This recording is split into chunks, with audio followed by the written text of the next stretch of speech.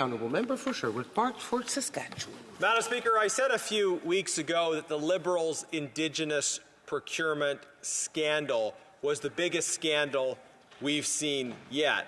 And I think Canadians saw today why. We had a senior Liberal cabinet minister from Alberta with multiple different areas of responsibility, the member for Edmonton Centre, leaving cabinet because of the Liberals' Indigenous procurement scandal. Now, members across the way think this is funny. It's not funny. The Assembly of First Nations has told committee that a majority of the contracts that are supposed to be going to Indigenous entrepreneurs supporting economic development in Indigenous communities, the majority of those contracts are going to shell companies. It has been Indigenous leaders repeatedly testifying at committee that we're seeing rampant abuse in a program that's supposed to benefit Indigenous entrepreneurs and communities. That you have people pretending to be Indigenous, you have shell companies, you have abuses of joint ventures where virtually all of the benefit goes to a non-Indigenous company. So this is the abuse we've been seeing. We've been talking about this for months. But it has just recently come out that a company owned by the Minister of Employment, the former Minister of Employment who just resigned, a company that he owned was pretending to be Indigenous in order to try to get government contracts.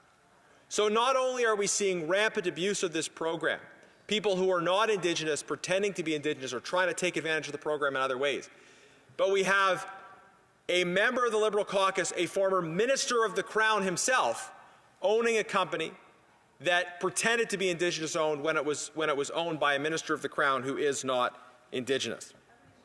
This minister repeatedly misrepresented himself. The Liberal Party, in its public statements, identified him as Indigenous, said he was part of the Liberals' Indigenous caucus.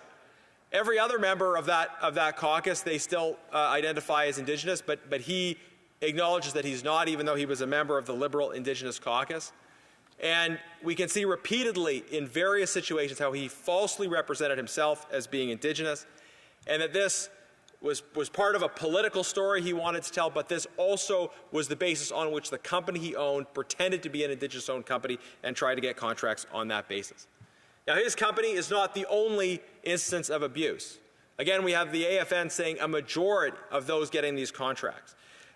We have companies like Dalian Enterprise and Canadian Healthcare Agency that got over $100 million each, where there, I think, very clearly are abuses of joint ventures. And these are companies that were taken off the Indigenous business list, but nonetheless profited significantly while they were on it. Madam Speaker, this is disgusting. This is absolutely disgusting. Indigenous peoples in this country are experiencing unacceptable levels of poverty. And we had a government that came in with high words about reconciliation. And here we are.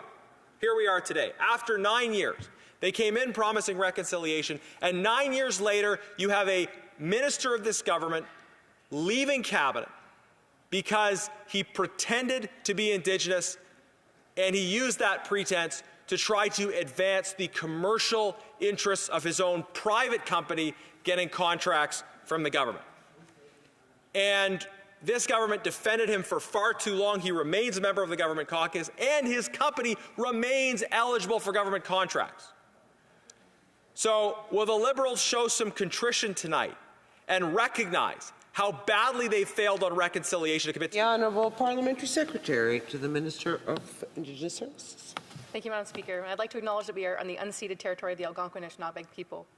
I thank the member for this opportunity to talk about the importance of economic reconciliation through supporting Indigenous businesses. Madam Speaker, I think it's important to take a step back to remind members why the procurement strategy for Indigenous businesses was created in the first place.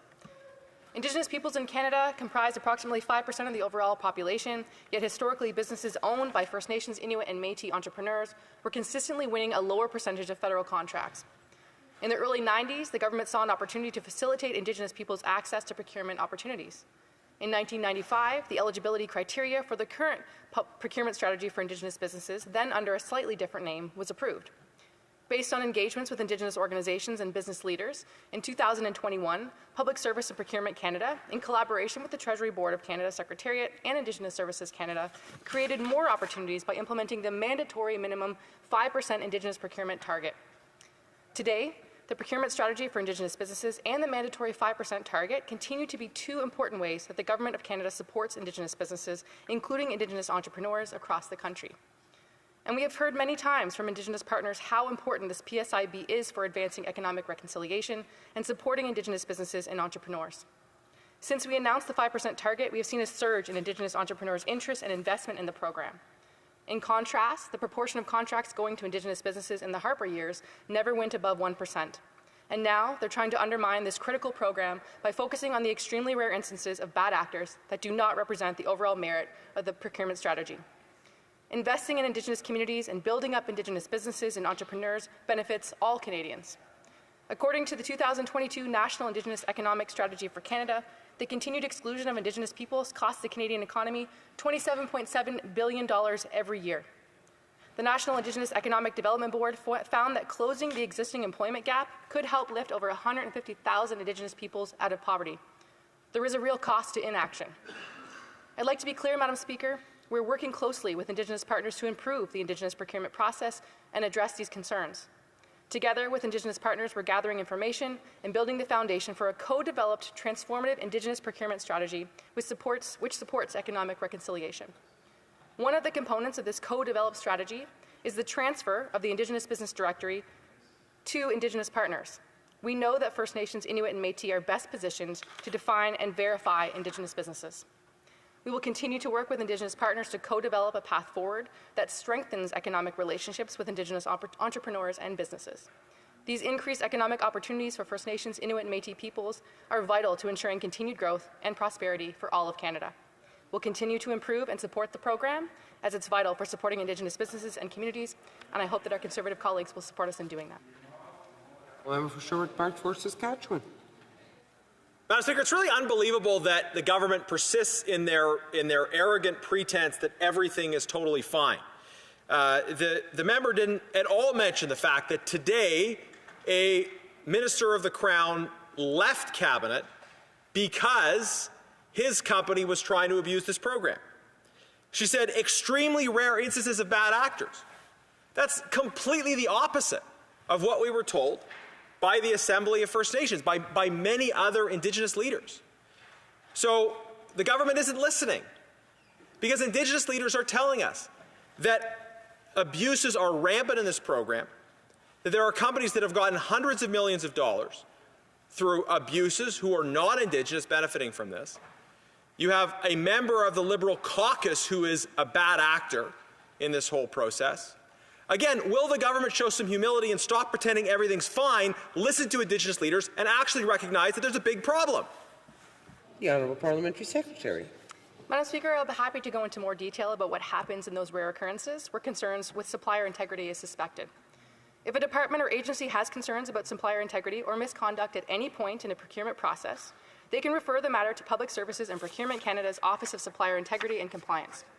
The office administers the strengthened ineligibility and suspension policy, which came into effect earlier this year. This policy sets out the circumstances and processes that enable the Registrar of Ineligibility and Suspension to suspend and debar suppliers.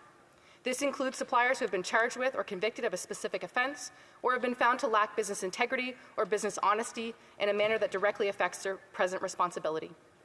On this side of the House, Madam Speaker, we will continue to improve and support the Indigenous procurement process in true partnership. Thank you, Madam Speaker. The Honourable Member for Spadina